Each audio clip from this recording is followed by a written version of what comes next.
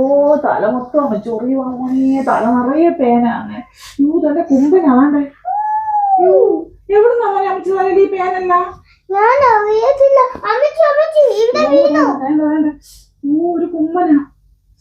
You ഇത് എവിടുന്നാ മക്കളെ ഈ പേനല്ല എന്റെ തലയിൽ വന്നത്?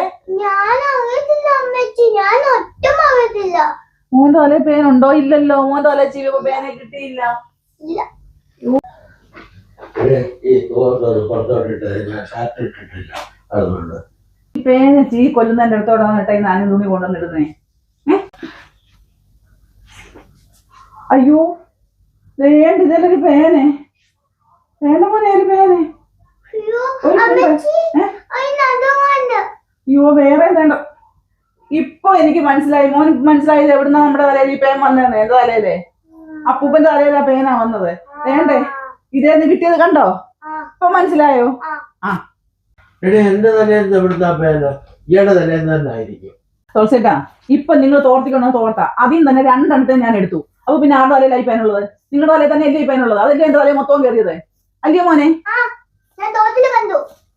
എടാ ഈ കുഞ്ഞ് സ്കൂളിൽ പോകുന്നതല്ലയോ, സ്കൂളിൽ നിന്നാണ് കൊണ്ടുവന്നതായിരിക്കും. ഇയാൾ എപ്പോഴും എന്റെ തലേന്ന് പറയുന്നത് ഉറപ്പായിട്ട് പറയുന്നത് എന്തോ കാര്യം?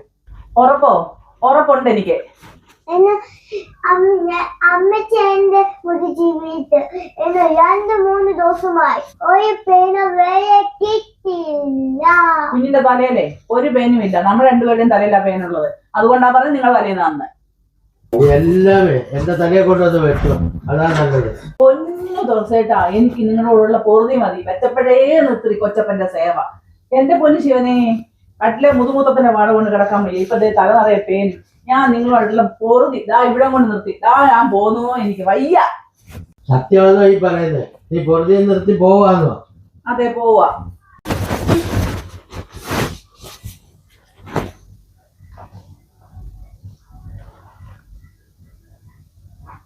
നിങ്ങളിന്ന് ഫോൺ എടുത്ത് ഞാൻ പറഞ്ഞത് മക്കളോട് പറയുവാന്നോ? അതെ, ഇത് പേനെ കൊല്ലുന്ന ഒരു മരുന്ന് ഞാൻ ഓൺലൈനിൽ വാങ്ങിച്ചതാ.